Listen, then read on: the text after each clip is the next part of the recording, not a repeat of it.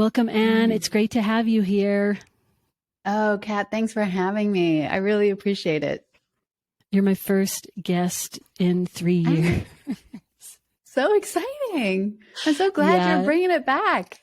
I'm glad too. It feels good. I love this platform, and I feel like there's some space within the ecosystem of podcasts to get deeper into co-working content and community. hmm So to kick things off, let's just give people a little context who may not already know you. Will you just give like the quick version of your co-working story and how you came into all of this? Sure. So I've founded the Candy Factory back in 2010 after running a networking group called the Creative House of Lancaster for 3 years. So I built a community for 3 years before opening up a physical space. And I identified while I was running that group that there was this gap. Like so many of us were working from home or out of cafes, and we were looking for community. And so I started diving into the co-working model and philosophy, and I loved everything about it.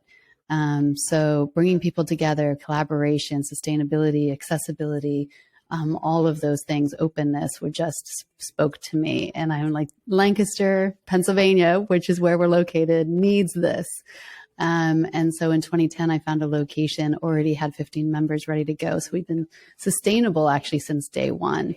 And I love everything about it. And over the last 12 years, it's just been magical. So this is right up my alley, Kat, this conversation. I love it. And was your first space the space that you're in now? No, we moved actually into an old candy factory. That's why we're called the Candy Factory. Okay. And we had about 5,000 square feet. But we grew into that pretty quickly. And within a couple of years, we realized that we needed to expand into a larger facility. So we have the best location. We are literally across the street from our old location, which we moved into the new one in 2014. And it was just literally carry stuff across the street, which was great. And what's so ideal about our current location is we've been able to expand in it. There was a lot of available space. So over the years, we've been able to just kind of take more space as we've needed to. So now we have about 25,000 square feet in the current location that we've been in since 2014. So from what I've seen from the space, I haven't seen it in person, but it's so much more than co-working. It's like music venue, gathering place, all the things. Was that your vision from the beginning, or did this kind of like as you took on more space, you're like, we could have actually shows and lectures and things up here? How did that all come about?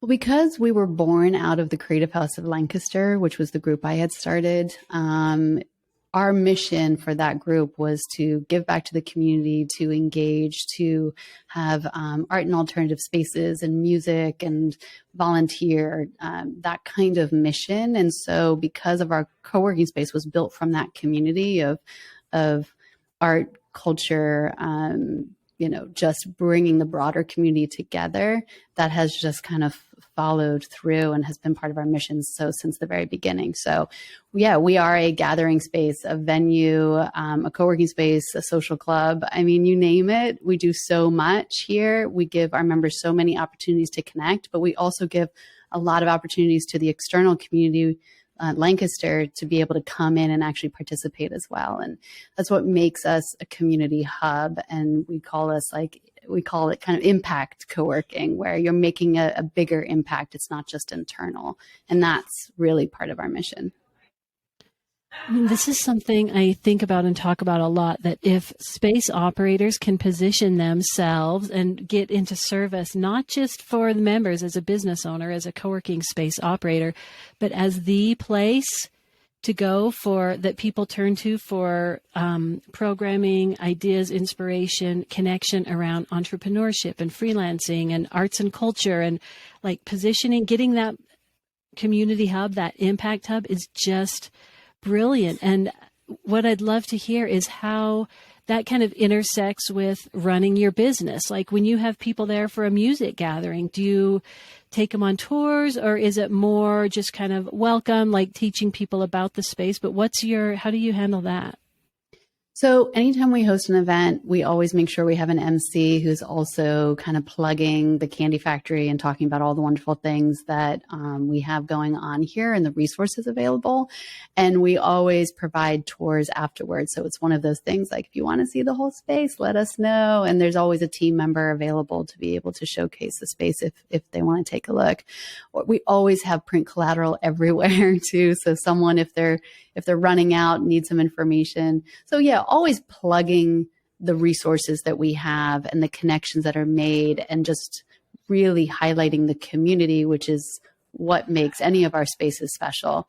It is at the core of co-working, right? And so we do highlight, even at our events, like, if you're ever looking for this service based on the kind of event, these are people that you can talk to. And sometimes those people are available even in the audience. A lot of our events are member run. So we do wine tastings that's sponsored and run by a member. Some of our music events, we always try to showcase the musicians in-house first. So we're always able to say, hey, this is also a member that we're showcasing and highlighting this evening. So it's bring it all together, and it works really well. It feels like a whole ecosystem. And then I see you roll up that big garage door and let in all the fresh air. It just seems like an amazing space. And so you started with this group of people who already knew each other and were bought in on at least the idea that we can collaborate and things, and it's better for everybody. How do you so you've been doing this for 10 years now. I mean, 12. You're 12 years. You're one of the co-working pioneers, and it's changed a lot. But how do you educate people? And maybe it's just that the community, once the norms are in place, it's so much easier to have that vibe continue. But when you invite people in, this is so much more than just a workspace. We want you to do programming. We want you to get involved. If you're in a band, come play upstairs. Collaborate, connect, all the richness of co-working that just goes so far beyond boring old office rental. So our onboarding is really important for all of our members, right? So we make sure we sit down and we go through all the different resources. So it's like a multi-step process. And, just even learning, just taking the time to listen and learn what our members' needs are, their passions are, what they're excited about, lets us really get them plugged in, as also it gets us to the ability to understand what they want to share with the community, so we can give them platforms. And so that is just such an essential part of the process, is that onboarding process, to really educate people on, this is community first. People who come to us are craving, friendships and relationships and networking. They're not necessarily looking for space. They're looking for something else. And we want to make sure that they can tap that. So we really educate them on the different things in-house that they can participate in. And then we encourage them. So we see them in the space, and we're always connecting, right? And we're always encouraging them to participate in some capacity that they're comfortable in. Also understanding that, finding out information about a member before they even start. So our application form, we dive a little deeper. So we really try to understand what their interests are. If they're extroverted or introverted is really helpful, because that type member acts differently in the space and has different needs. And we need to make sure that they're getting connected in a way that they're comfortable with. So application process, onboarding process, and then just interaction throughout the space is so important for just making a member feel like they're part of the community and that they can get plugged in. Do you have people come through that you're they're just not going to be a good fit for the space? And if and when that happens, how do you handle it? Usually you can tell pretty quickly on a tour if someone is going to be a good fit or not. Sometimes we suggest other locations. Every co-working space has its own vibe. So we don't look at our co-working spaces in our community as competitors. They are another option. And So we refer a lot to some of the spaces that maybe have more private or like offices. We only have 14 private offices. We're mostly open concept with conference rooms and phone booths.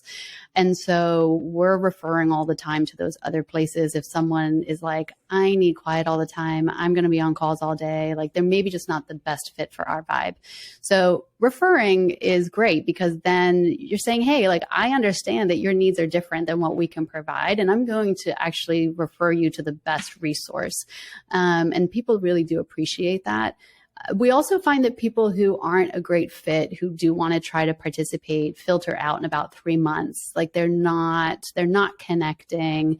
No matter what we do, they're not interested in actually engaging. So you're going to have that. And we just, do kind of an exit interview or survey depending on their comfort level. And then we hopefully can maybe even suggest other places to them. What do you do if they keep their membership, but they're not really engaging? You feel like they're not tapping into not that everyone has the same needs from a space, but you just feel like, oh, there's something missing here. They're kind of phoning it in. Yeah, so I will actually reach out if someone's been kind of quiet for a while, try to invite them to an activity or event. I also do lunches with members every Thursday. So I'll invite them to lunch, which my member lunches, if you implement anything, is so great. Once a week, on a Thursday, I take 4 to 5 members out to lunch. It's my treat, and it's a way for them to get to know each other as well as me to find out more about them so I can get them better connected. It's been one of the best things I've implemented, and people make friendships like right away. And someone's going to be what we call sticky if they can connect with one at least other person within the space. They can become friends, and so they stay long, you can retain them longer.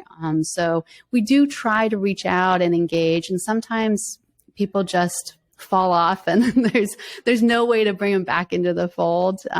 But we do our best to just tap their shoulder if you can by just sending them a message, an email, whatever channel you possibly can. Email marketing is really important, and it's something that we let drop over the pandemic. We were so focused on Slack and other virtual tools that we were using that we kind of let the email newsletter just die. We are actually bringing that back. It's going out today for September. And that, I think, is a good way to keep those who maybe aren't paying attention to our Slack channel or the other channels just kind of plugged in so that like, hey, you know what, we're still here. And in this newsletter, I actually suggest like, this is a great time of year to revisit, habits and schedules. I know that the changing season for me is always a time to kind of reboot. And so I'm like, work us into your schedule like you would the gym, right? Like kind of put us on the calendar and, just make an effort to come in, even if it's one day a week, to get out of your home and out of the isolation that a lot of us have been in since the pandemic. Yeah, I mean, things fell off during the pandemic. New things were added. It's like, oh, let's just make it work moment at a time. Yeah, for sure. I want to get some of the logistics stuff with the member lunch in case people want to implement this.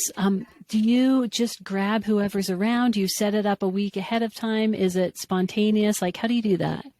So when someone signs up, they fill out an application form, we send them a welcome email, and then I invite them to Slack. When they join our Slack channel, I send them another welcome message. And that welcome message, the whole entire Candy Factory team that they'll be working with is included in that direct message with them.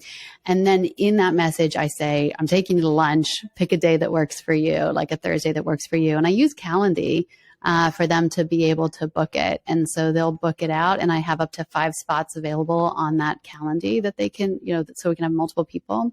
And then the day before, I send them a message and say, with everyone who's coming to lunch, so that they can even check out who's coming to lunch with them and say, hey, all 4 or 5 people, we're scheduled for lunch tomorrow. This is where we're going to meet. This is what we're going to do.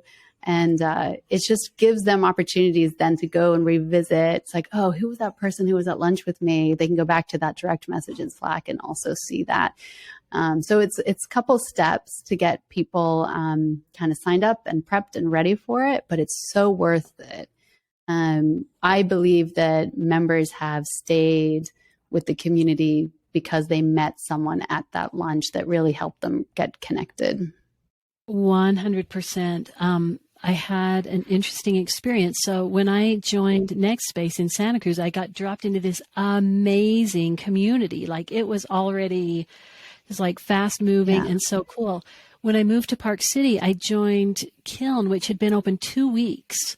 So we didn't really know each other. People were kind of bouncing around. And now, like a year and a half later, it's like a bustling, thriving community. Nice. But it was really informative for me to be in a space where I knew in a new town, didn't know anyone, new space, like literally brand new space. It helped me realize the importance of making connections, and it's slow, right? Like community, co-working is built, community is built like one connection at a time, one conversation. There's no way to just like, hey, we're a community, and people don't know each other. It's like all those little human touch points. And something I wanted to circle back on, you said before, having members do things. This is kind of counterintuitive, and space operators don't want to ask of something of their members. But when I turned the corner here, the first day I felt like I fully belonged in the space was the first day I taught a workshop here. Yeah. Right. It's like I shared what I knew. I got a chance to talk about it. I got to get into service mindset a little bit. People learned my name. I learned a little bit about them. And then I had people to be like, oh, hey, how's it going? Or, follow-up questions or something. But being able to pour into the community, I feel like that's where ownership and true membership happens, Oh, yeah. No, so true, right? So getting members to participate, to engage, they become vested. From making a pot of coffee to taking out the trash, we ask that of our members, as well as hosting lunch and learns, which is a great way for them to showcase their skills. We have a really great espresso machine, and one of our members is right now thoroughly cleaning it for us. We teach members how to use it. They can do like celebrity barista hours, really getting people engaged and feeling like they're part of something bigger is really important. And so when a member comes to us, we're always asking for feedback and suggestions. And when someone comes to us and says, we'd love to see this thing, I'm like, great, you want to run that thing? And a lot of times they're like, yeah, I do. One of our newer members actually on her first day came to us and said, we have knitting needles and stuff like that for people to be able to knit if they want. And she was like, I see this. Do we have like a craft channel or club? And I'm like, no, that's one club we actually don't have. And she's like, I want to start that. And I'm like, we're going to help you do that. So, empowering members to feel ownership is really, really important to the experience. And when you had mentioned about like co-working, it's like, connections, like connection and connection. It's really about, making that personal connection. One thing I do that's very helpful, and members have said this, is that when I walk through this space and I see people working near each other, I call them like table roommates, and they're not talking, or I could tell like I've been watching and they're not really engaging. I go up and I say, hey, have you guys introduced yourselves yet? And they're like, no. And I'm like, okay, well, Joe, this is John. And John, and it sparks an immediate conversation. And the more I get to know about members and the more my team gets to know about their interests and how they engage best, we can then make really intentional connections with people. A good example is two of our members who tend to be shyer, kind of introverted, both have this soccer passion, work for soccer companies. And the minute I saw that they were in the same space together, I said, Lawrence, John, come here. Like, you guys need to meet. Yeah. And so you have to be intentional about it. You really need to know your members, how they tick, what their interests are. And then you can be very mindful and strategic about getting them together. And once you make that, John came to me afterwards and said, that was a great connection. Thank you. And I'm like, yeah, I knew it. You both have the same passions. So it's it's work, but it's what I love about co-working is just seeing those connections happen every day. Like we have an opportunity to build new friendships and relationships and businesses. The amount of people who've gotten married from our space is incredible when you think about it, just because they talked to each other across from a table one day. I mean, the power of co-working, I will just like sing this from the mountaintop because it completely transformed my life. It just what you talked about, friendships, collaborations, businesses, potential life partnerships. It's like there's something that happens here when there's an intention around community, connection, collaboration that is so important. I feel like it's the future. I feel like it's what humans desperately need. It's the same thing that you experienced 12 years ago when you're like, we don't want to work at home. We don't want to work in isolation. Like that through line is still here. It's just like massive right now. Yeah. Like the pandemic proved the remote model. The projections for co-working are just insane. So I want to get your perspective being here at the very beginning, like very much when co-working was a movement, right? Through this kind of awkward transition where there was a little polarization and now it's just like, it's happening. It's like this global industry. What's your kind of sense of things right now? Do you have concerns about where it's going? Where would you like to see it going? Like space operators are coming in that they don't have much experience with co-working. It's like they want to do it. They want to be part of it, but they don't have this kind of movement history that you have. So that was a lot of questions, but what's your sense of all this as it's just exploded? Yes. So it's so fascinating because I feel like when we first started, it was so new and in its infancy, and we could all kind of create this new and exciting experience that no one had ever had any knowledge of before, right? So the sky was the limit. And now I think that as we could also read trends, I think, over the years a bit more. And then the pandemic hit and it was like all the trends were out the window, right? We were just kind of like, what's going on and how are we going to survive this? And so it's been really interesting to see this uptick in obviously remote workers coming into the workforce. I think what we saw before was that we always had a lot of remote workers. We've always been about 50-50, like 50 remote, 50 small business owners and freelancers, that kind of thing. But a lot of the remote workers in the marketplace right now, some are not choosing to be remote. And that's what's kind of different is that, you know, they're being forced into remote. And a lot of them want that. They want that experience. They want to be remote. And the pandemic just expedited the kind of gig economy and remote work by 10 years anyway.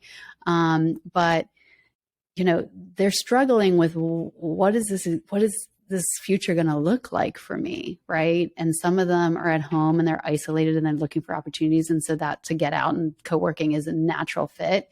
And some people are like, well, what's my options? Co-working, cafes, and they're really not happy with any of them. So we're finding some people who are coming in, dipping their toe into co-working, and they're just really not sure what the future of remote work looks like for them. And they're not choosing co-working like remote workers before the pandemic did, if that makes sense. Like we felt like the remote workers coming to the door, they knew they were opting into remote work. They wanted to co-work. They were very kind of committed to it.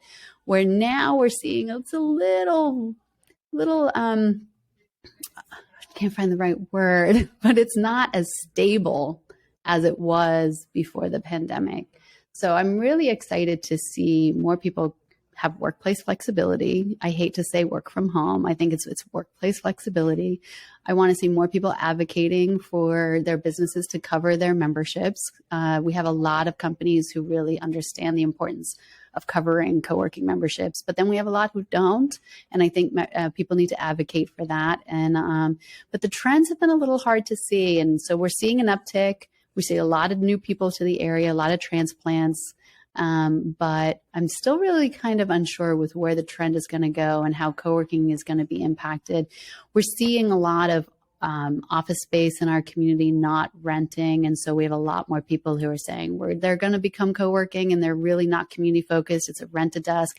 And so if someone's first experience is with kind of a sterile office experience, then they think all co-working is the same. And that's unfortunate as well. So we're really trying to get out there and educate, remote workers, especially who are new to this, to say we're very different from your rent a desk component. And, it's going to be interesting to see. I have a hard time predicting too far out, but we definitely are seeing growth. And I do think the co-working movement is slated to see incredible growth with this complete shift to remote work. I mean, some of our remote workers, if their companies call them back, they're like, I'm finding a new job. And that's something else that's really interesting for companies to think about. Like co-working, it should be a perk. It should be a benefit. You're going to get some of the best talent by giving them flexibility and also giving them an option to get out of their house. So it's fascinating to me how workforce is changing and how we work is changing. And it has changed so dramatically in 12 years. But people come to the table more educated about co-working now, and that's been very, very helpful for us. It is so fascinating. And you mentioned a segment there that isn't getting a lot of airtime. Like there are the people who love remote companies and employee sides, all in on that. There are the people who want to be in offices and they're pushing for that. But that segment you mentioned of people who their company has gone remote and they don't necessarily want that. And they're like, this isn't working for me, but what's the good in between? I feel like those people don't get enough airtime of like, we don't want this. We want to be around people. Well, and I think part of it is these companies that are choosing to go fully remote, are they taking a fully remote approach when it comes to company culture? So we have some companies in-house who've been remote since day one. They started as remote companies and they have a really strong company culture based on, a remote workforce. So companies who had physical offices who are like, we're going fully remote, it takes some work on the company's side to make sure that employees feel included and part of that, vested in that company. And by providing places like co-working spaces for them to gather as teams and to still connect person to person when they can is a huge plus. And so there is that little segment of the population that I think is a little lost that we're trying to help kind of find a home. I think it's interesting that community builders is now a needed thing for remote companies. Like you have to have somebody who's making sure people are engaged and connected and know all the things, who their sole purpose is just doing the community building with a remote team, because it's not like everything's just the same except on Zoom. It's like, that's a nightmare, right? Just like back-to-back Zoom calls all day. And I want to nerd out on marketing for a minute with you, because the Candy Factory brand is so strong. And I know you're in marketing and have a long marketing background. So I would just love to hear kind of how you approach marketing and branding a community focused space. Like, let's just get into that a little bit. Well, one thing that we determined pretty early on was our voice, right? Like, what kind of voice do we want to put out there to the public? And internally as well. We're very casual and we're bold and we like to have a lot of fun. So it's very, our marketing is based on those things. Like, we want to showcase the community. We want to showcase that we're casual, we're fun, but we're also a very productive space. So determining kind of your voice, your brand is so important. So it's not just the logo and your collateral and your website. It's also like how you present yourself and what's the vibe that someone's going to get when they take a look at your site or your social. And, marketing has changed dramatically over the last 12 years, right? So how we capture people's attention has shifted all pretty much online, except for we do events and internal stuff like that. But on like overall marketing plan, Instagram is huge for us. So many people come to us and say, I came here because of your Instagram account. We totally lucked out and got the @coworking many, many many moons ago because we've been around Smart that move. long. And you have an uh, inflatable unicorn on your Instagram. It's like people who go co-working, they see like your brand, your logo. I love, love, love. You know, I love it. thank you. It's so cool. It feels like your town and your culture and everything all in one.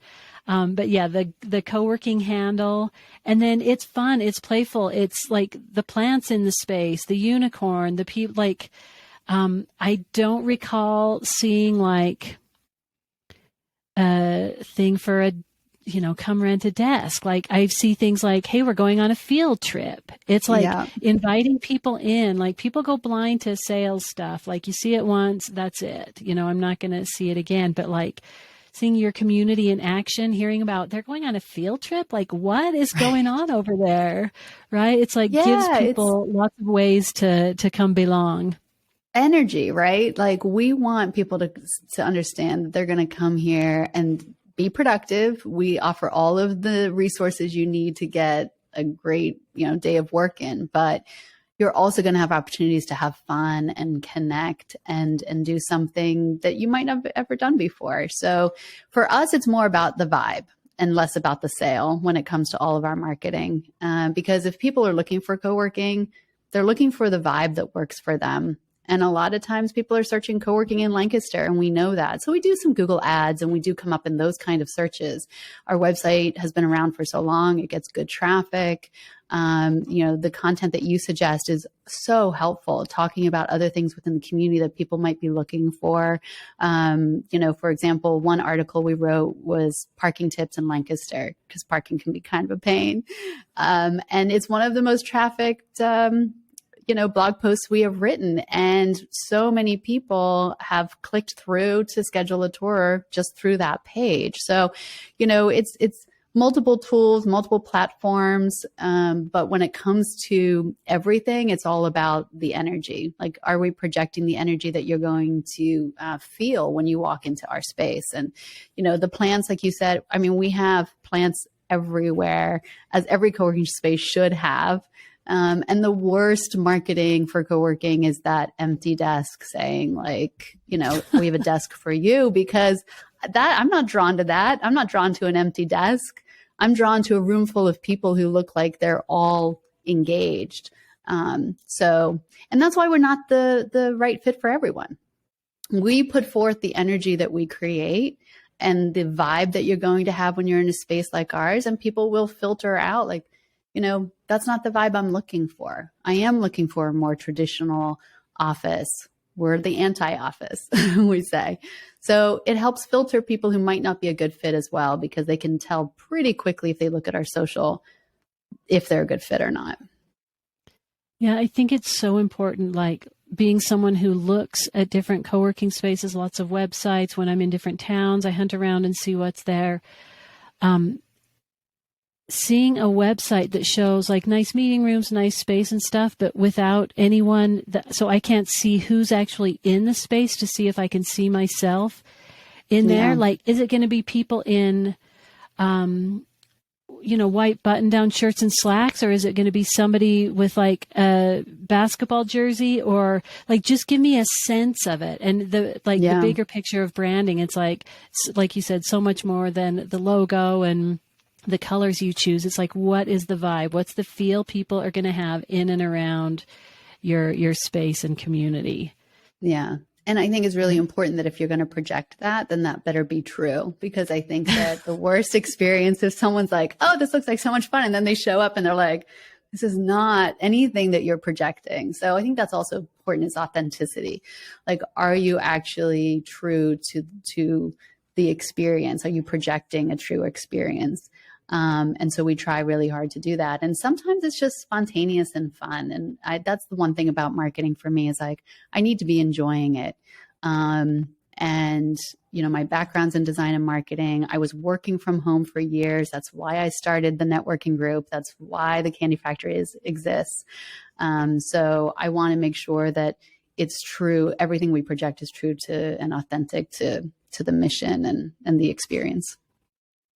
Yeah, I think about and talk about a lot of letting people in on that journey. Like if a brand new space opens and they're like, we're a co-working community, it's like, you're not quite yet, But Right. if you say, we're building a community of entrepreneurs and creatives and freelancers in such and such town, it's like, oh, that's cool, right? Right. Like, I don't want to sit in an empty space and be told I'm in community. But if Right. I can, Right. right, and be like, if I can get looped in and help to build something cool, like Yeah. people want that. People want and need that sense of belonging. And when you were talking about introducing the two people, I feel like people are just poised. We just want a little tiny opening to connect Yeah. with someone. And it reminds me, years ago, I was interviewing someone from the Little Free Library organization, Yeah. and they were talking about they lived in a neighborhood for years, and they would kind of wave at their neighbors as they drove in and out of their driveway, but there wasn't any real sense of community.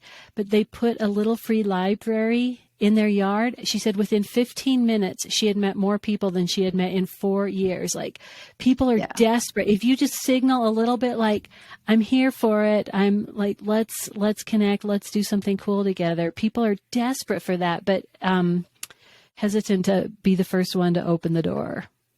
It's so true. I think, and we as community facilitators, we are connectors, and that's our job. It's there to help facilitate connections, and I take that very seriously. And I want to make sure that everyone feels like they have a place here, and that it's at the comfort level that they, it's at their comfort level. And we're very intentional about it. And I think that the little library is a great example. We actually have a library right out front of our space. And that's not for us or for our internal community, because we have libraries in-house. It's for the external community. And we encourage people to come to our door. We have a low-income senior apartment complex literally right next door to us. And we really engage with the residents of that building, and we encourage them to participate.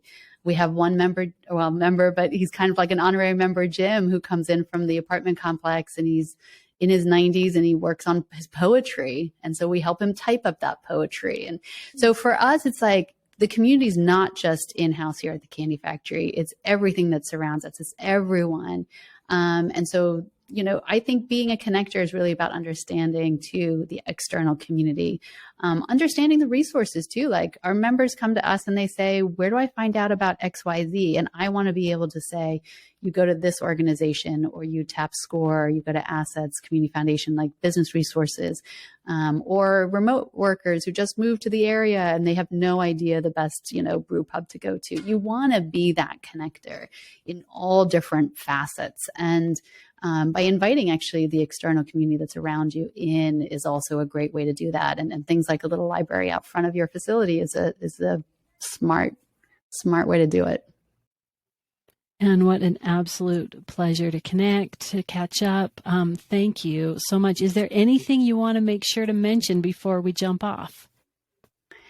For us, it's just, be authentic, really, at the end of the day. And also, if you're really interested in co-working and building a co-working community, like, make the community its core.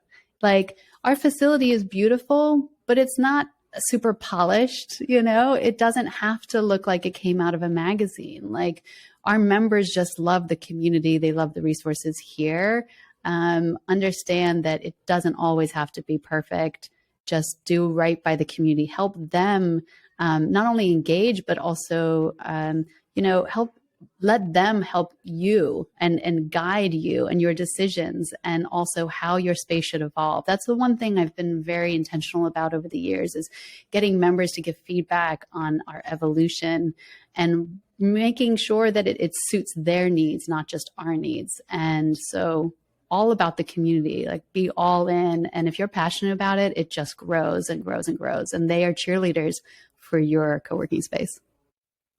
Yeah, co-working is not a top-down thing. If it is, you're a single point of failure, right? It's like it's a center out kind of thing. Yeah, and very much. Thank you.